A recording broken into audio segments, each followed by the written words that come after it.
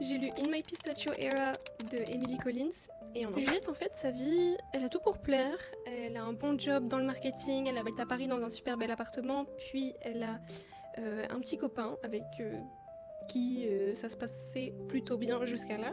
Sauf qu'un jour, elle va réaliser que, en fait, finalement, sa relation ne va pas bien. Son travail, en fait, clairement, ça ne lui donne plus envie, ça la saoule un peu. Et elle a juste besoin d'un changement, elle a plus du tout envie, en fait, même de vivre à Paris. Donc du jour au lendemain, elle va juste décider de quitter son travail, de quitter son mec et de partir vivre dans un petit village de Toscane en Italie. Là-bas, en fait, elle va reprendre un domaine de pistachiers qui était à l'abandon, en fait.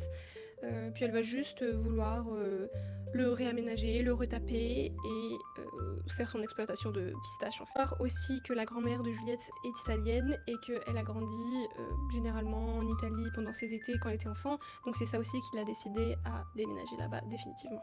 Là-bas, elle va faire la rencontre de Orzo. Orzo, en fait, c'est son voisin. Il a un domaine d'olivier. En fait, il produit de l'huile d'olive avec son meilleur ami. Et c'est un tout petit village, donc tout le monde se connaît. Et il faut savoir qu'au début, Orzo, il apprécie pas trop Juliette. Puis les gens dans le village non plus, d'ailleurs.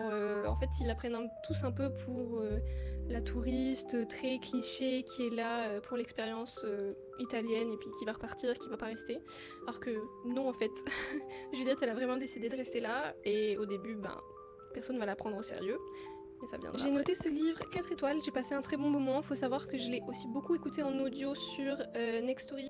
J'ai beaucoup apprécié cette lecture, que ce soit sur ma liseuse ou que ce soit en audio. J'ai passé un très bon moment. C'est très drôle, c'est très cliché, hein. On va pas se le cacher, c'est une romance, j'ai envie de dire, encore une fois je me répète, mais une romance quand même assez très cliché, mais pour l'été, passer un bon moment, ou même pour le printemps, ou juste un moment réconfortant, n'importe quand dans l'année, en vrai je le recommanderais. J'ai vraiment apprécié ma lecture, donc voilà. Si jamais vous l'avez lu, laissez-moi savoir en commentaire, et on se voit la prochaine fois.